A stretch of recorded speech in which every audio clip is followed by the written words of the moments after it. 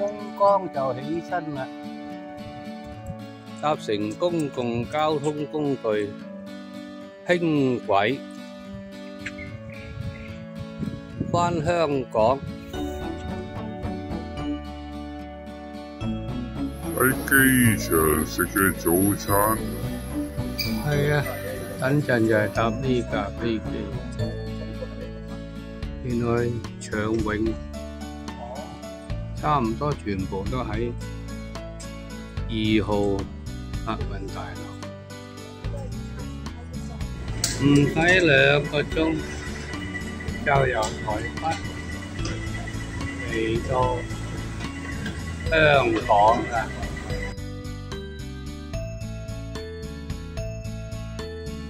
房間開箱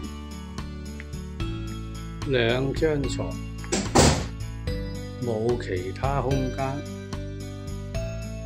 咖啡或茶，當然請勿吸煙。泰式風情啊！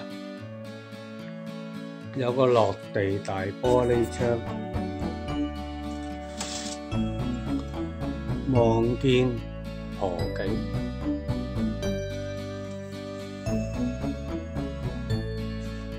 坐廁企缸，毛巾牙刷，尚算齊全。嘅重要目的地就係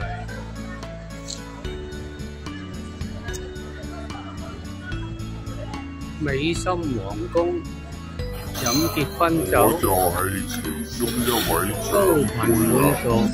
今晚嘅餐單，哇，非常之豐富喎！新郎哥，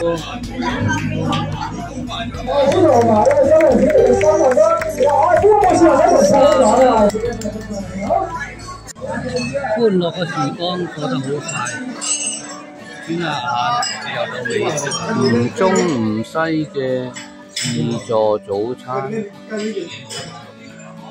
價值55，滿香港情懷，豬蜜奶茶加三文治，共港幣40。以前呢條路就係我日日返工嘅必經，見返熟悉嘅身影同埋熟悉嘅街道，佢哋俾我嘅感覺係一種無奈。貨倉裏邊滿貨品，生意睇嚟維持得唔錯噃。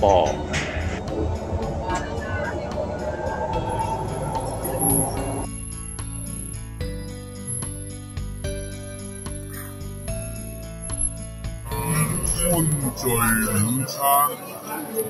準備去機場返台灣。